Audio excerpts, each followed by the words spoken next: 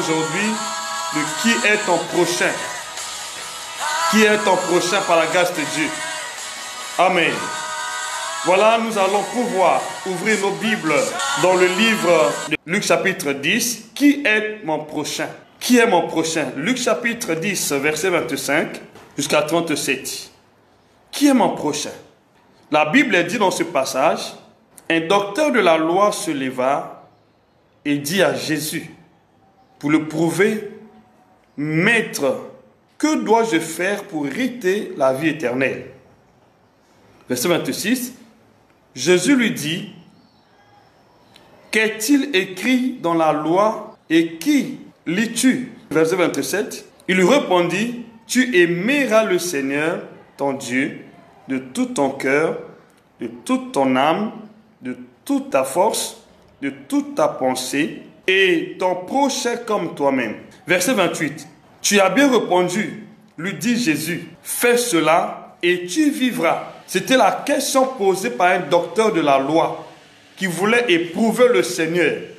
Le docteur de la loi qui voulait éprouver le Seigneur. Il dit, que dois-je faire pour avoir la vie éternelle ou hériter la vie éternelle? Le Seigneur dit, la vie éternelle se trouve dans l'amour de Dieu. Qu'est-ce que tu es en train de lire? Il a répondu vaillamment, croyant avoir raison devant Dieu. Et c'est la raison pour laquelle beaucoup de croyants aujourd'hui interprètent la parole de Dieu à leur manière. Ce docteur de la loi connaissait qu'est-ce que la Bible dit. Mais il ne connaissait pas le sens de ce que la Bible dit. Il y a beaucoup de croyants qui lisent la Bible, mais qui ne comprennent pas le sens de ce que la Bible dit. Le fait que vous ne comprenez pas ce que la Bible dit, vous avez la connaissance, mais vous ne connaissez pas qu'est-ce que cela veut signifier, vous n'allez pas marcher dans la lumière, ou marcher dans les ténèbres. Il y a beaucoup de docteurs de la loi aujourd'hui. Ceux qui prétendent connaître la volonté de Dieu, connaître la parole de Dieu, mais sans le connaître. Et Jésus est le véritable docteur de la loi. Le vrai docteur par excellence, c'est Jésus. Lui qui connaissait les Écritures, mais aussi le sens des Écritures. Qui connaissait les Écritures, mais aussi comment interpréter les Écritures. Vous pouvez lire la Bible, avoir la connaissance, avoir les diplômes théologiques, mais tant que vous ne connaissez pas la vraie signification des Écritures, vous n'hériterez pas le royaume de Dieu. Vous n'hériterez pas la vie éternelle. Ce docteur de la loi avait la connaissance des Écritures, mais il n'avait pas la clé pour la compréhension des Écritures. Donc, avoir la connaissance des Écritures, c'est une chose. Mais avoir aussi la clé de la compréhension, c'est une chose. Mais si vous lisez les choses que vous ne comprenez pas, cela ne vous amènera nulle part. C'est l'image de ce docteur. Il avait la connaissance, mais il ne connaissait pas comment accéder à la vie éternelle. Beaucoup de croyants aujourd'hui à l'église, ils prient, mais ils ne connaissent pas comment accéder à leur bonheur. Pourquoi? Parce que certainement, ils n'ont pas la vraie signification des Écritures qu'ils lisent. Vous pouvez lire la Bible, mais aussi longtemps que vous n'avez pas la connaissance, vous n'avez pas la compréhension des Écritures, cela ne vous servira à rien. Et je prie que la parole aujourd'hui, la révélation d'aujourd'hui, ouvre votre connaissance, ouvre votre esprit dans le nom puissant de Jésus. Au sortir de ce culte, vous ne serez plus la même personne. Et je vous garantis que Dieu va vous visiter. Il y a beaucoup de choses que vous avez demandées à Dieu, mais que vous n'avez jamais obtenues, parce que certainement vous n'avez pas demandé dans une compréhension des Écritures. Vous n'avez pas demandé avec un bon sens. Vous avez certainement demandé sans la compréhension du sens de la parole de Dieu. Tant que vous n'avez pas la compréhension de la parole de Dieu, la Bible que vous lisez, la Bible que vous avez dans votre maison, la Bible que vous vous servez pour lire les Écritures ne peuvent pas être vitales pour vous. Pour que la Bible devienne vie en vous, vous devrez avoir la compréhension des Écritures. Non seulement que vous avez la connaissance, mais aussi la compréhension. Et ma prière aujourd'hui à ton endroit est que Dieu te donne la compréhension, que Dieu t'ouvre l'esprit, que Dieu t'ouvre la connaissance et que tu comprennes le bien fondé de la parole de Dieu qui peut être salutaire pour ta vie. Vraiment, Dieu vous bénisse dans le nom de Jésus-Christ. Je continue la lecture, verset 29. Mais lui, voulant se justifier, les gens qui n'ont pas la compréhension des Écritures veulent toujours se justifier. Et beaucoup de gens assimilent la connaissance des Écritures à la vérité ou à la volonté de Dieu. La connaissance des Écritures non révélée n'est pas la volonté de Dieu. La connaissance des Écritures sans la révélation ne vous fait pas marcher dans la volonté de Dieu. Pour que vous marchiez dans la volonté de Dieu, vous ne devrez pas seulement avoir la connaissance, mais aussi la révélation des Écritures. Parce que c'est la révélation qui est claire.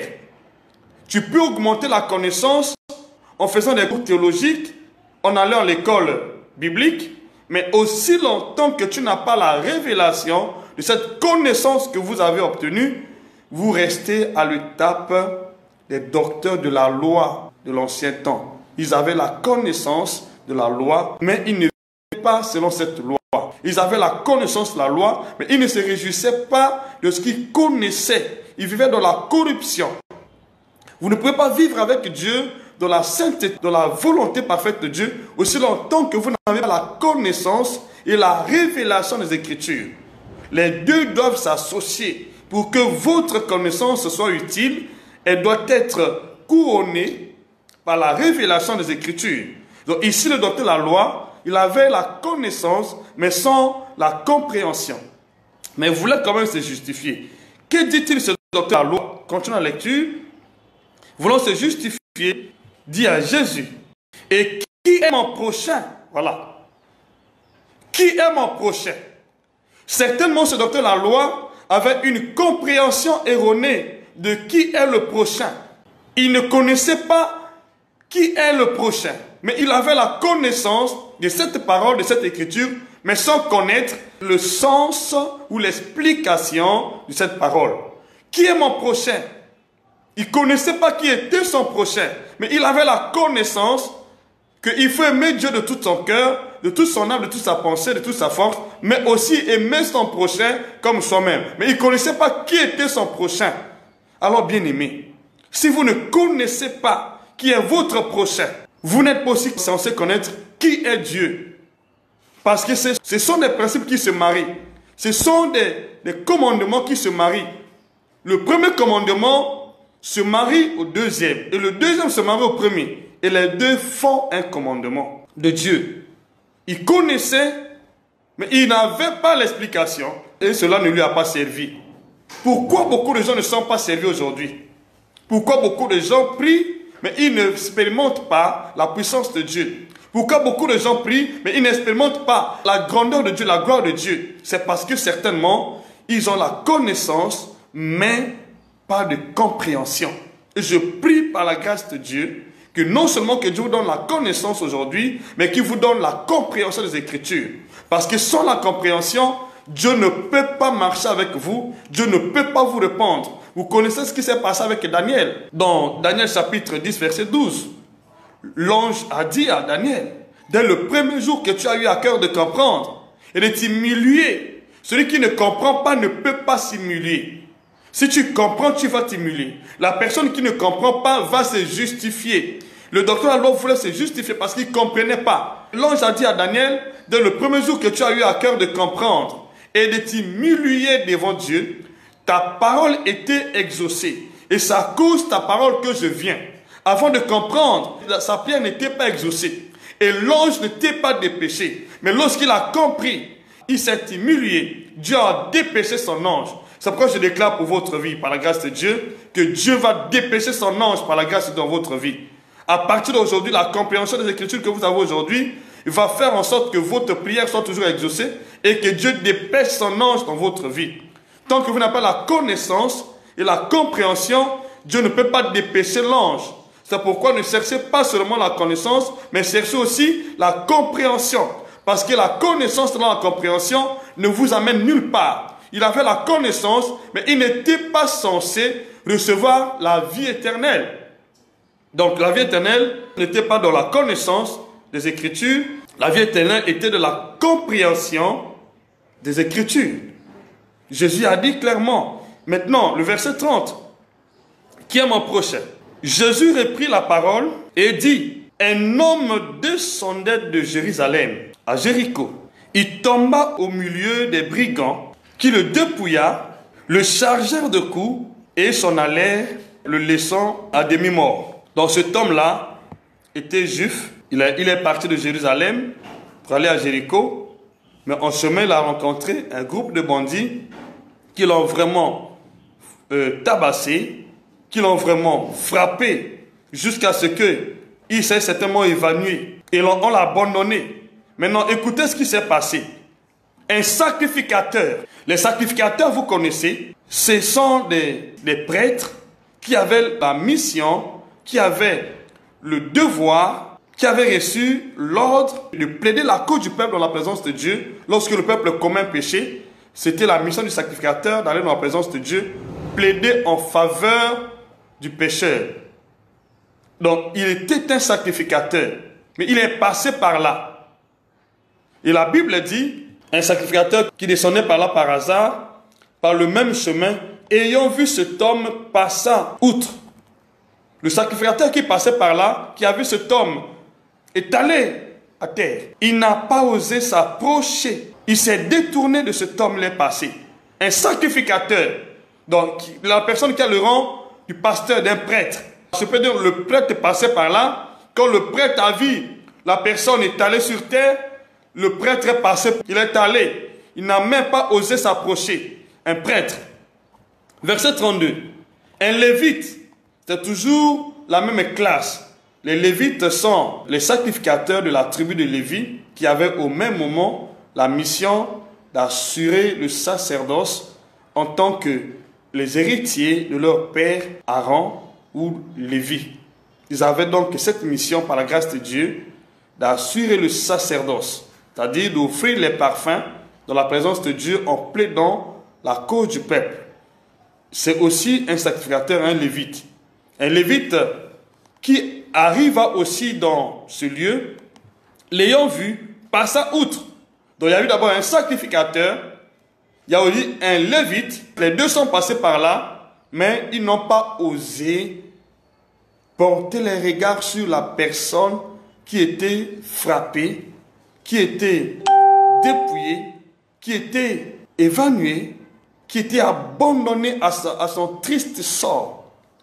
Le sacrificateur est passé, il n'a pas osé jeter un coup d'œil, il est passé outre, le lévite aussi est passé outre. Bien-aimés, comprenez cette vérité-là. Ils sont tous passés outre. Personne n'a osé s'approcher. Personne n'a osé porter le secours. Mais cependant, cet homme qui était frappé était un juif. Cet homme qui était frappé était quelqu'un de leur sang. C'était quelqu'un qui descendait de la tribu, certainement de Juda, ou de Lévi, ou de Gad, ou de Siméon, ou de Joseph. Donc il était leur frère de sang bien sûr, mais ils n'ont pas osé lui porter secours. Ils sont passés outre. Et la Bible dit, le Seigneur continue sa parole, il dit, mais un Samaritain qui voyageait, étant venu là, fut ému de compassion lorsqu'il le vit. Il s'approcha, banda ses plaies, et en y versant de l'huile et du vin, puis il le mit sur sa propre monture, le conduisit à une hôtellerie et prit soin de lui. Verset 35. Le lendemain, il tira 2 deniers, les donna à l'autre et dit, aie soin de lui. Et ce que tu dépenseras de plus, je te le rendrai à mon retour.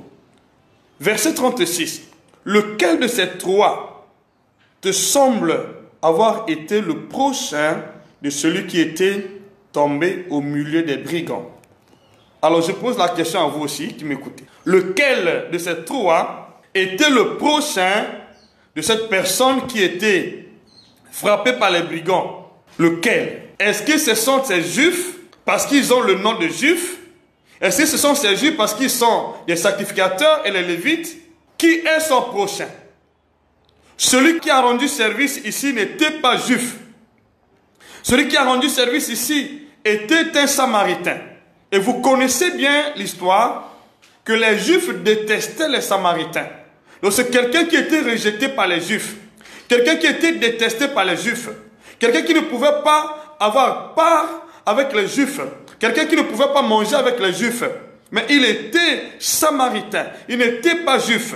Mais cet homme a réuni quand même son courage pour prendre soin de cet homme qui était frappé par les brigands. Il a pris soin de lui en lui donnant sa propre monture, en lui donnant les services selon le tas de finances qu'il avait. Cet homme n'était pas juif, mais les juifs l'ont abandonné.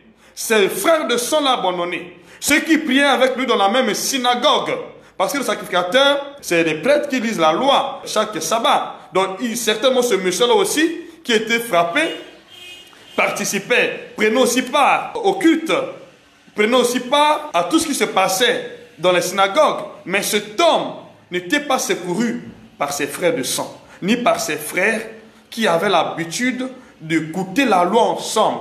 C'est le sacrificateur qui lisait la loi, qui a vu cet homme à l'agonie, mais qui n'a pas osé le porter secours. Il n'a pas osé lui porter secours. Un sacrificateur, il a étalé son chemin. Mais un samaritain qui ne connaissait pas le monsieur, qui ne priait pas ensemble avec le monsieur, qui n'a pas mangé peut-être un seul jour avec ce monsieur, qui n'avait rien de commun avec ce monsieur. Mais cet homme-là a dû prendre la responsabilité de traiter la personne frappée par les brigands, laissée à demi-mort. Mais lui qui n'avait pas les origines juives, mais il a pris soin, il a pris le temps. Je vous pose la question, comme le Seigneur a posé, lequel des trois est le prochain de cet homme qui était frappé par les brigands? Selon vous. C'est pourquoi si vous n'avez pas la compréhension des Écritures, faites extrêmement attention de porter les jugements contre les hommes de Dieu ou contre ceux-là qui agissent en bons samaritains. Il y a ceux qui agissent en bons samaritains que vous ne connaissez pas du tout, qui n'ont jamais prié avec vous, qui ne font pas des mêmes cultes ensemble avec vous, qui ne sont pas votre frère de sang, mais un bon samaritain. Il passait son chemin, mais il a eu compassion.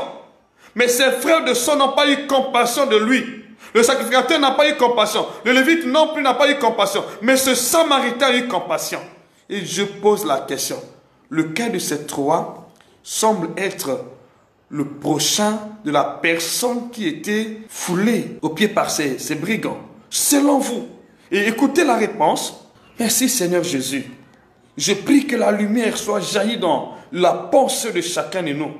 Parce que si vous ne comprenez pas cette vérité, vous allez passer à côté de la bénédiction de Dieu. Ce docteur la loi voulait avoir la vie éternelle, mais il ne connaissait pas comment y procéder. Pourquoi? Il avait la connaissance des Écritures, mais pas la compréhension des Écritures. Tu peux lire la Bible, mais si tu n'as pas la compréhension de la Bible, alors tu dois chercher un certain Philippe.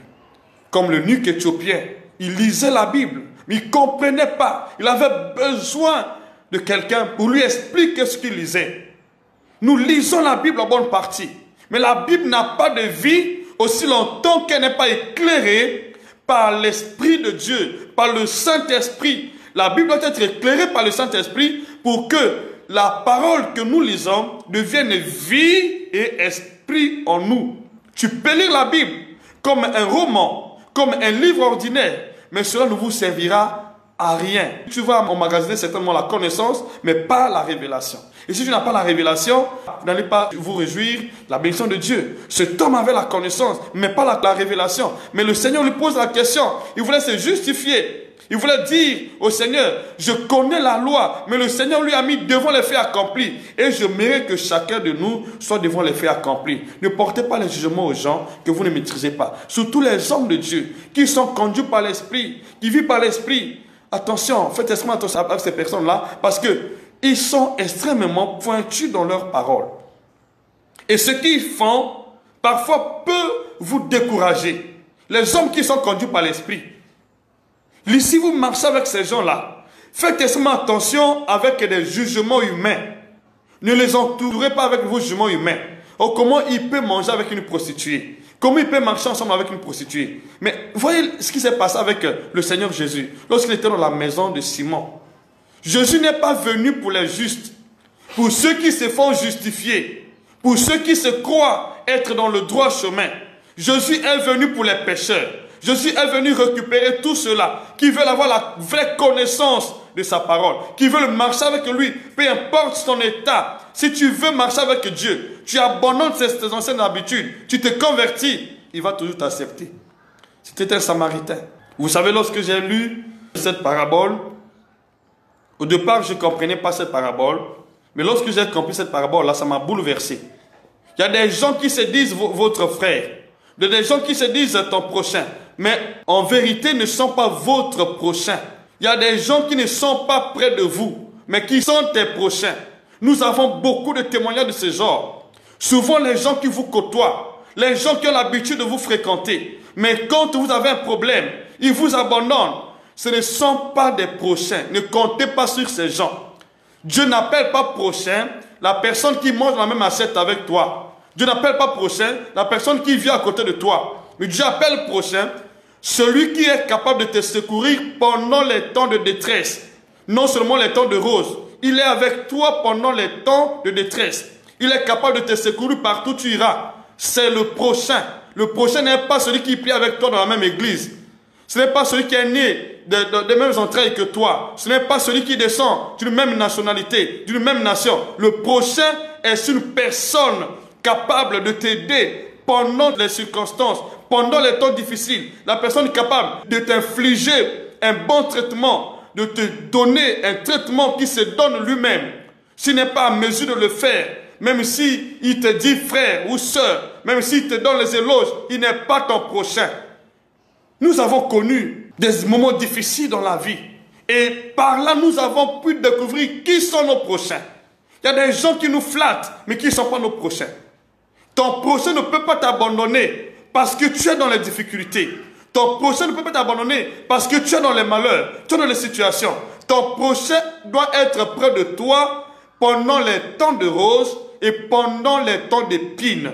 Lorsque quelqu'un t'exprime la gentillesse, parce que tu es dans l'opulence, tu es dans la bénédiction, et quand le malheur surgit, il te donne le dos, il n'est pas ton prochain.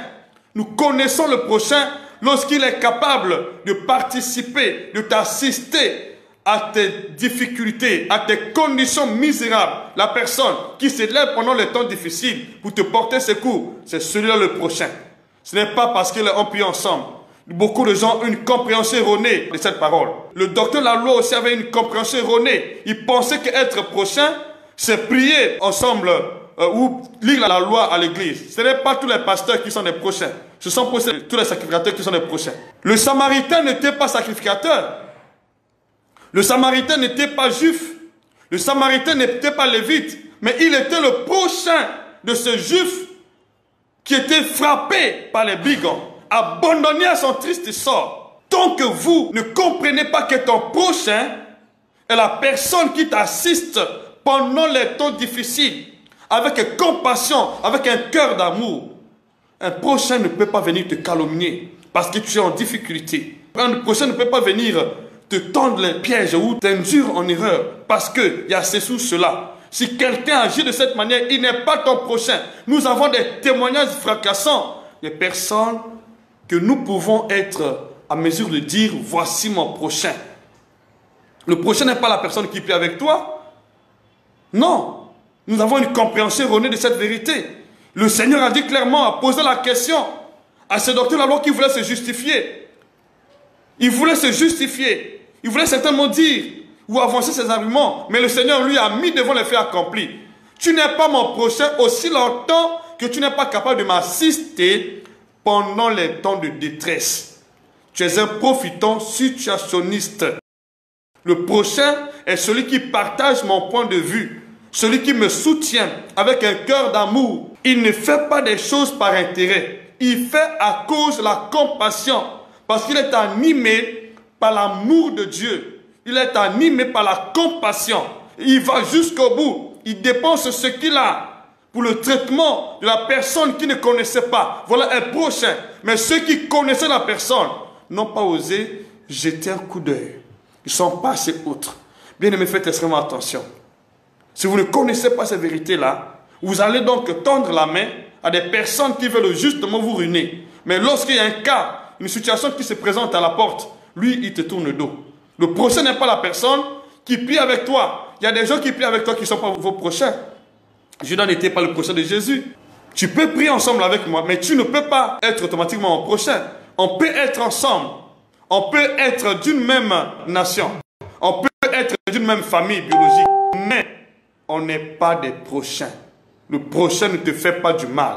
Le prochain ne parle pas derrière ton dos. Le prochain ne peut pas te poignarder dans le dos. Le prochain, c'est quelqu'un qui prend soin de toi, qui t'inflige ou qui t'administre un traitement qui s'administre lui-même. Il ne peut pas t'administrer un traitement qui ne peut pas s'administrer lui-même. Le prochain, c'est la personne qui prend soin de toi comme s'il était à ta place. C'est la personne qui est capable de te secourir dans toutes les difficultés que vous traversez. Le moment difficile, il ne peut pas croiser les mains. Cet homme a montré l'exemple d'un prochain. Le prochain, ce n'est pas une personne qui est là pour te dire « Oh, je t'aime ». Tous les jours avec des paroles, je t'aime. Mais il t'aime par les lèvres, mais son cœur n'est pas avec toi. Il t'aime des lèvres, mais son cœur est rempli d'hypocrisie. Le prochain n'est pas rempli d'hypocrisie. Le prochain, c'est quelqu'un qui te livre même les secrets de son cœur. Il te traite avec le cœur, mais pas avec les lèvres, mais pas avec la bouche, mais pas avec l'hypocrisie. Cet homme était le prochain. Mais les deux premiers n'étaient pas les prochains. Mais ils étaient juifs. Ils étaient sacrificateurs. Ils priaient dans la même synagogue. Alléluia. Mais ils n'étaient pas les prochains. Écoutez bien la parole du Seigneur. Qui était le prochain ici? Écoutez, je vais continuer la lecture. Verset 37. La réponse du docteur, ce n'est pas ma réponse. C'est celui qui a exercé la miséricorde envers lui, répondit le docteur de la loi. Et Jésus lui dit, va et fais de même. C'est le docteur de la loi ne faisait pas la même chose. Donc, il n'était pas le prochain. Il ne faisait pas la même chose. Si tu n'es pas digne de traiter avec compassion, avec miséricorde, ton frère en Christ, ou ton frère de sang, tu n'es pas son prochain. Tu es un meurtrier. Le prochain n'est pas la personne qui tu vois dans l'église. Ce n'est pas la personne que tu vois dans l'église. Ce n'est pas la personne qui me visite. Qui est mon prochain? Le prochain ici, c'est la personne qui t'aime comme lui-même. Celui qui t'aime comme sa propre chair. Celui qui t'aime comme son propre sang. Celui qui est capable de te donner le traitement, qui se donne à lui-même. Celui qui est capable de te soutenir comme s'il te soutenait lui-même. C'est cette personne-là. Ce n'est pas la personne qui te calomnie avec les paroles mensongères, qui te calomnie avec les critiques, qui te poignarde, mais qui se dit « je suis ton frère ». Ce n'est pas cela. Le prochain n'est pas quelqu'un qui va te faire du mal. Quelqu'un qui te fait du bien en tout temps, qui pense du bien de toi. Personne n'a jamais fait du mal à lui-même ici. Nous aimons nous-mêmes. Mais Dieu dit, aime ton prochain comme toi-même. Donc le prochain, c'est la personne qu'on aime comme soi-même. Si quelqu'un t'aime comme lui-même, qu'est-ce qu'il va faire? Il va te donner le même traitement, t'infliger le même traitement, t'administrer le même traitement. Tu ne peux pas oser te faire du mal, mais tu oses quand même faire du mal à ton frère en Christ. Mais tu te dis sur ton prochain. Dieu voit que tu n'es pas un prochain, mais tu es hypocrite. Le prochain n'est pas la personne qui prie avec toi. Le prochain, c'est celui qui te dévoile son cœur. Quel est le tas de ton cœur? Qu'est-ce que tu penses de ta soeur? Qu'est-ce que tu penses de ton frère? Ce qui fait de toi son prochain, c'est le bien que tu es capable d'apporter à la personne en difficulté.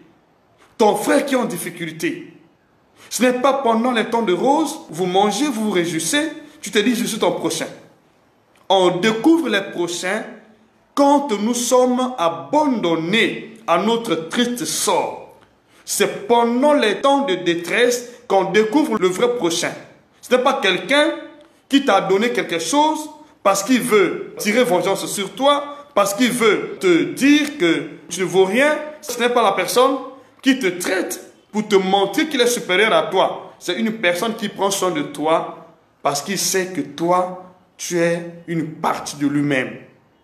Jésus est le bon exemple d'un prochain.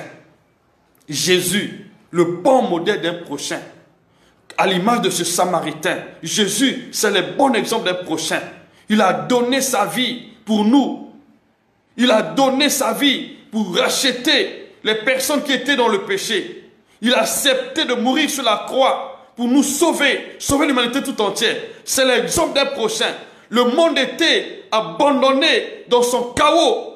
Le monde était abandonné à son triste sort. Le monde était livré à la merci, la mort, du séjour des morts. Mais Jésus a prouvé l'amour par la compassion de Dieu. Il a accepté d'aller à la croix pour sauver l'humanité à l'agonie. Il sauvait les personnes qui étaient à l'agonie. Quelqu'un qui te dit prochain, lorsque tu es en agonie, il t'abandonne, il te tourne le dos. Ce n'est pas ton prochain. Beaucoup de gens disent qu'ils sont de Dieu. Beaucoup de gens disent qu'ils prient. Mais devant Dieu, ils sont des hypocrites. Ils ne sont pas dignes d'être appelés prochains. Le prochain n'est pas la personne qui prie avec toi dans une même église. S'il prie avec toi dans la même église, mais il est capable par l'amour de traduire l'expression de son amour par les bons services. S'il peut le faire, c'est un prochain. Mais s'il ne peut pas le faire, ce n'est pas un prochain. Le prochain, celui qui t'aime comme lui-même. Il prend soin de toi comme s'il prenait soin de lui-même. S'il ne peut pas le faire, il n'est pas prochain. C'est la raison pour laquelle beaucoup de gens sont en train de prier. Ils sont en train de remplir l'autel de Dieu par des prières. Mais des prières égoïstes. Ils demandent à Dieu justement pour chercher à satisfaire leur état de besoin. Seigneur, donne-moi ceci. Seigneur, donne-moi cela. Mais ils oublient que Dieu a dit, vous demandez et vous ne recevez pas parce que vous demandez mal. Dans le but de satisfaire justement vos besoins. Quand tu demandes pour le tas de tes besoins, Dieu ne peut pas t'exaucer.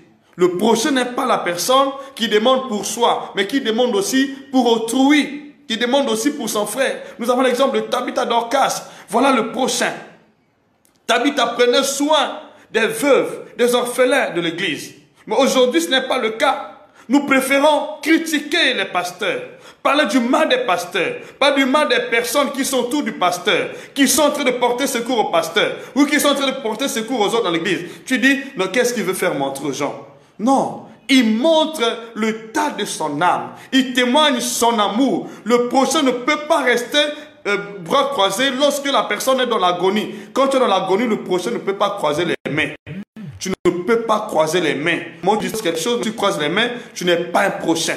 Je sais qu'il y a beaucoup de chrétiens qui n'ont pas ce message. Si tu n'as pas ce message, c'est que tu n'es pas de Dieu. Si tu es de Dieu, être de Dieu signifie garder le commandement. Et le commandement de Dieu est focalisé sur deux commandements, deux points essentiels. Le premier commandement et le deuxième commandement. Il y a beaucoup de gens qui se disent chrétiens, mais qui ne sont pas chrétiens, qui sont des hypocrites, qui remplissent les églises dans le but de satisfaire justement leurs besoins. Mais lorsqu'un besoin se présente à l'église, un cas se présente à l'église, il tourne le dos. Il poignarde l'homme de Dieu. Il poignarde le frère ou la sœur.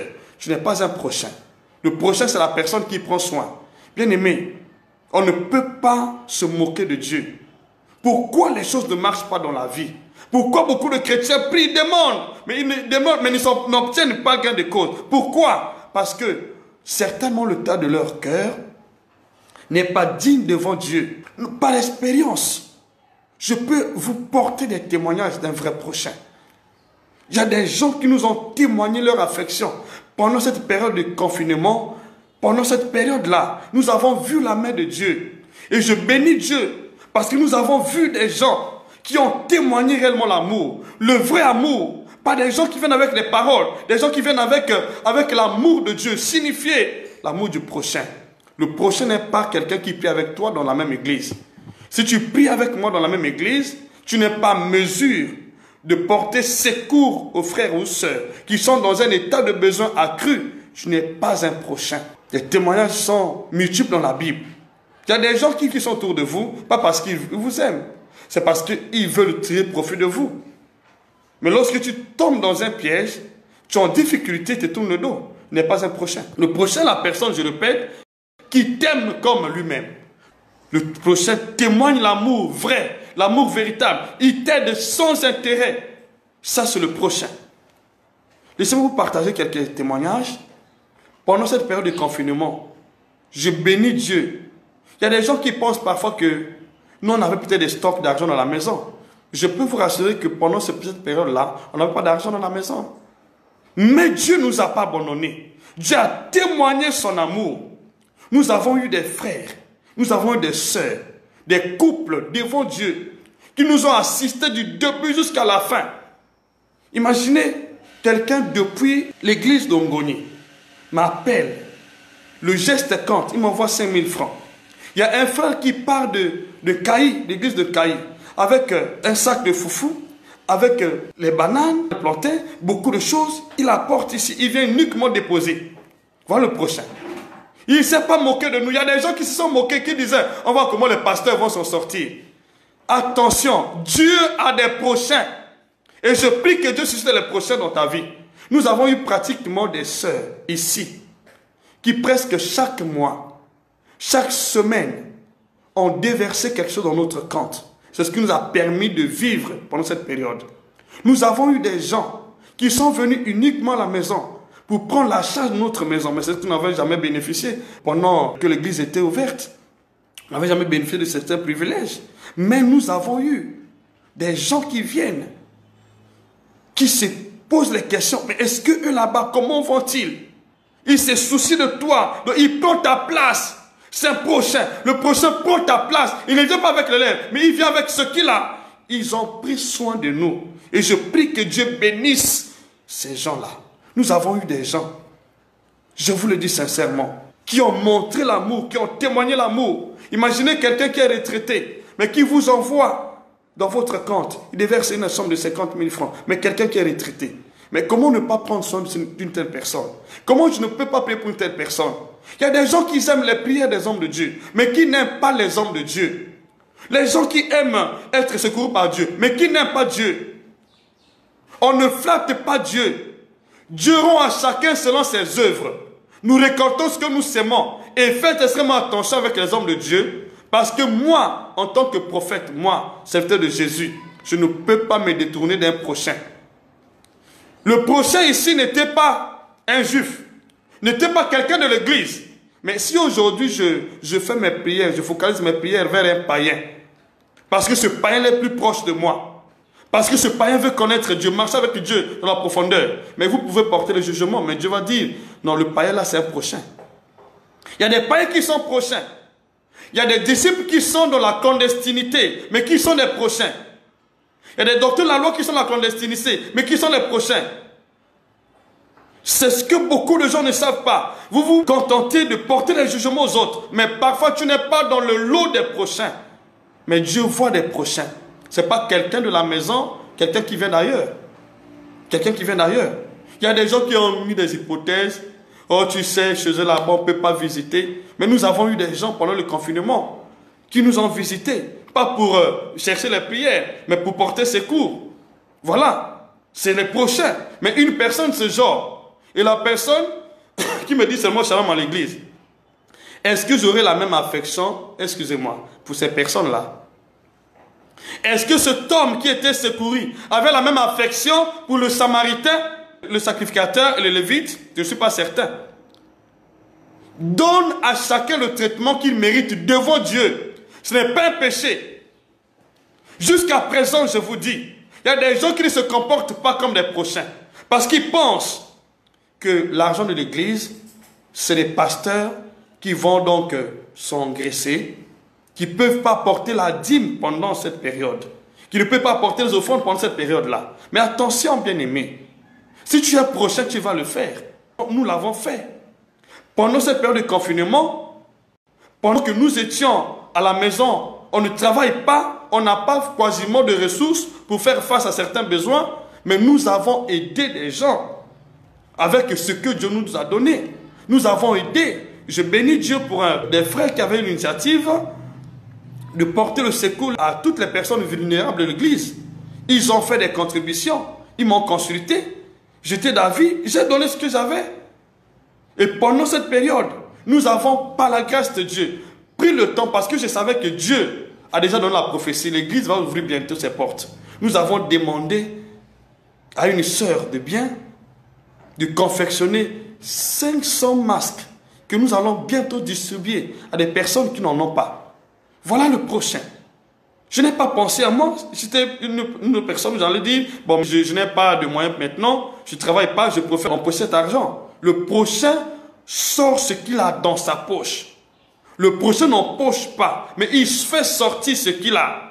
Tu ne peux pas attendre. Si vous n'êtes pas béni, c'est parce que vous n'êtes pas prochain.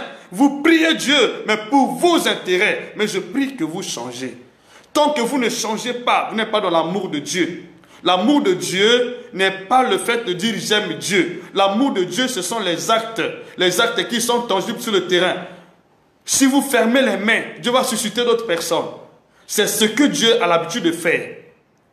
Dieu rentre dans ta maison, tu te comportes comme Simon le lépreux. Tu juges Dieu. Mais une femme qui vient d'ailleurs, qui vient pleurer sous ses pieds, qui est sur les pieds du Seigneur avec sa chevelure, mais Dieu va le pardonner parce que c'est le prochain. Tu ne peux pas être le lot de la bénédiction de Dieu aussi longtemps que tu n'es pas inclus dans le registre des prochains. Il faut être prochain, bien-aimé. Il y a tellement de gens à l'église qui sont remplis de haine, de jalousie, les uns envers les autres. Vous allez à l'église, mais votre cœur est rempli de haine. Ne prétendez pas que Dieu va vous faire du bien. Changeons, bien-aimés. Toutefois que nous faisons du bien aux frères et sœurs qui croient en Jésus, c'est à Jésus que nous le faisons. Ce n'est pas une personne. Ce n'est pas au pasteur. Nous n'apportons pas les offrandes ou les dîmes à l'église pour satisfaire l'appétit d'une personne, mais l'appétit de Dieu. Même nous le faisons. Moi, je suis parmi ceux-là qui s'engagent à donner. Et je le fais par la grâce de Dieu. Donc voilà. Tu ne peux pas être prochain parce que tu pries dans la même église, parce que nous écoutons la même parole. On est prochain à cause de l'état de cœur. L'amour que nous exprimons envers ceux-là qui sont dans le besoin. C'est ça qui témoigne que nous sommes le prochain. Le X ou Y. Qui est mon prochain? C'est celui qui s'élève, celui qui me secourt avec amour, pendant les temps de détresse, comme pendant les temps de rose. C'est mon prochain. Ce n'est pas quelqu'un qui vient à l'église. Ce n'est pas quelqu'un qui est né de ma même famille. Ce n'est pas quelqu'un qui est de même nationalité que moi, qui parle le même dialecte que moi. Non, c'est la personne qui est capable de te secourir pendant les temps d'épines, comme pendant les temps de rose, avec un cœur d'amour pour le prochain.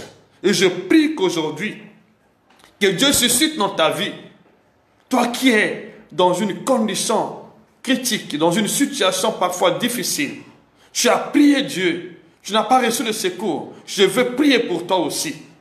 Je te demande une chose, fais comme ce docteur Laloy, ne sois pas dans les justifications, ne sois pas dans les jugements, ne vous contentez pas de juger. Oh, pourquoi le pasteur a plus d'affinité avec X que Y? Pourquoi il prête plus attention à Y? Mais attention, tu ne sais pas ce que Y fait à l'endroit du pasteur. Pourquoi Élie n'a pas donné des enfants à d'autres femmes à Sunam? Pourquoi c'était la Sunamite? Pourquoi Élisée n'a pas prié pour d'autres femmes qui étaient en Sunam, mais seulement la Sunamite? Mais pourquoi Élie n'a pas béni l'huile d'autres veuves, mais seulement la veuve qu'il avait laissée dans sa maison? Faites attention. Le prochain est la personne qui me soutient. Et la Bible dit on ne se moque pas de Dieu. Ce qu'un homme aura sémé, il le moissonnera. Si tu n'as pas sémé, tu ne moissonneras pas. Ne remplissez pas l'autel de Dieu par des pleurs. Si vous ne faites rien dans la maison de Dieu, Dieu ne vous fera absolument rien. Nous recevons de Dieu ce que nous sémons. On ne se moque pas de Dieu. Et je prie qu'à partir d'aujourd'hui, chacun ait un engagement d'agir en tant que prochain. Certainement, tu avais une compréhension erronée de cette parabole du Seigneur.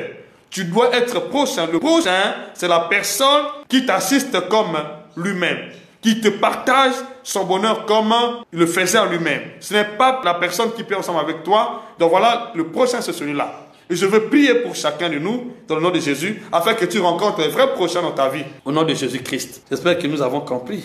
Nous avons compris maintenant. On peut maintenant agir comme des prochains. Soyez bénis dans le nom de Jésus. Je vous ai porté ce message-là pour que vous soyez dans la volonté de Dieu, vous compreniez la volonté de Dieu, afin que Dieu puisse vous secourir. Donc je prie que le Seigneur puisse vous donner ce cœur de prochain. Nous allons prier. Et que Dieu suscite les prochains. Toutefois que tu es en difficulté, Dieu va susciter des hommes, des personnes, des femmes qui vont te secourir. Au nom de Jésus-Christ. Place ta main sur ton cœur. Je sais que Dieu va te faire du bien. Père éternel, Dieu de gloire. Nous avions une connaissance erronée de ta parabole. On ne comprenait pas qu'est-ce que cela avait signifié. On pensait que le prochain, C'est la personne qui prie ensemble avec moi, qui partage la même nourriture avec moi, qui est née des mêmes entrailles que moi, qui est née de la même nationalité, qui a la même nationalité que moi, ou qui parle le même dialecte que moi. Or, Seigneur, le prochain, c'est celui qui m'aime comme lui-même. La personne qui est capable de se sacrifier même sa vie pour me porter secours pendant les temps difficiles. Père éternel, Dieu de gloire, je sais que je n'agissais pas de cette manière-là. J'agissais autrement. Et je me justifiais. Même envers les frères et sœurs, je n'osais pas porter mon secours. J'avais beaucoup de réserves. Seigneur Dieu Tout-Puissant, pardonne-nous.